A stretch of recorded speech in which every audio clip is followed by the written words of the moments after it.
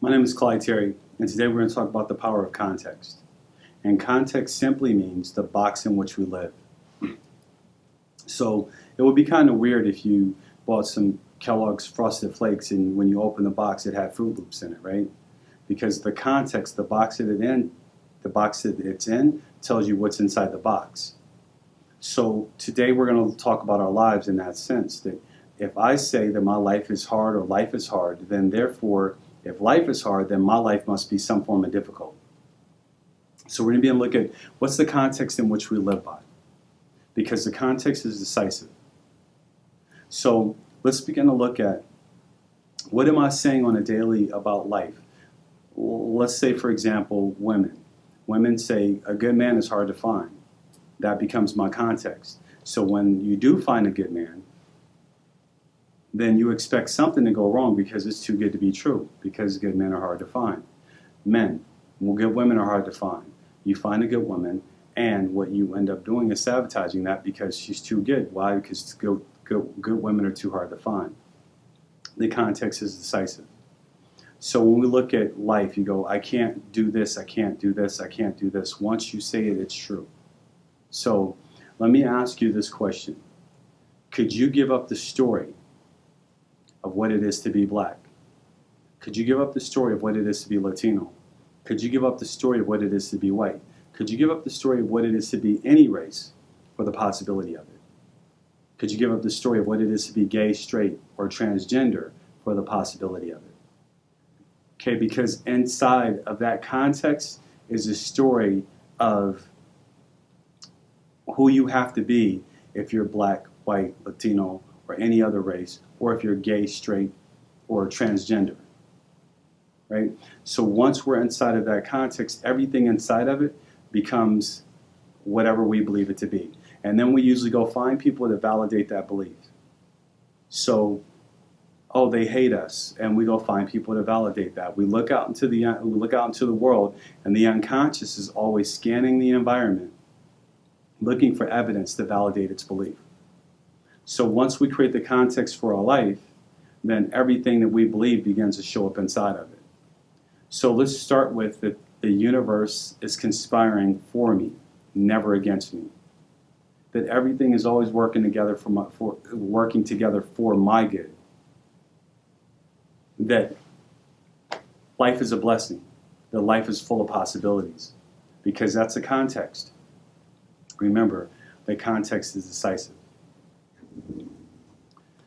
So we talked about the power of context. So let's look at this. Let's kind of play this out. So we always want this. I want to be more confident. I want to be more loving. I want to be smarter. I want wisdom. Whatever it is we want. So you guys remember the story of the Wizard of Oz? So there are three characters. There was the Scarecrow, there was the Tin Man, and then there was a lion. So the Tin Man wanted a heart, and the Scarecrow wanted a brain, and the lion wanted courage. So when they got to the wizard gave the Tin Man a heart, and he says, everybody that has a heart, their heart ticks. You now have a heart, go act like it.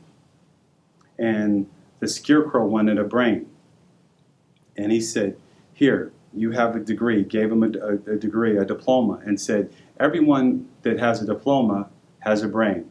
You now have a brain. Go act like it. And the lion wanted courage. And he gave the lion medals. He says, every courageous person has medals. You're now courageous. Go act like it. So in the whole movie, the movie was we're off to see the wonderful Wizard of Oz. So we're saying instead of being off to see the wizard, why don't you be the wizard? Say who you are, affirm who you are on a daily basis. That who I am, the I am that I am. It's like when Moses went to see God and he says, who do I tell him sent me? He says, tell him I am sent you. I am today, yesterday, and forever. Be the I am that you are. Be confident.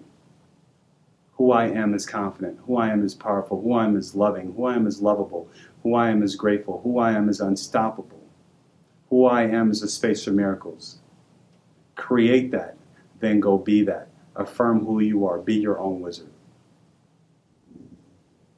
So, as we talked about you being your wizard, you affirming who you are, here's an assignment for you. Every night before you go to bed, about 5 minutes before you go to bed, write your affirmations. I am that. So I am, comma, that I am, and then say the thing. So I am that I am confident. I am that I am lovable. I am that I am powerful. I am that I am unstoppable. I am that I am grateful. I am that I am worthy. I am that I am deserving. I am that I am good enough, right? Whatever yours are, you can steal those if you want. But whatever ones that are good for you, write those. And if you only have 5, write 5 and just repeat them and just keep repeating them and keep repeating them. And then allow yourself to feel the experience of being in that affirmation. I am that I am grateful. I am that I am lovable. I am that I am worthy. And allow yourself to feel that. Allow that to soak into your spirit, into your soul, into your very being. And when you feel that, put the pen down, put the paper down, close your eyes and go to sleep. What you've now done is given your unconscious mind a new assignment, because it's got to now solve that problem of who you just said you are. And at night, your unconscious will go to work to make sure that you move that way without you even being present. So just trust the process.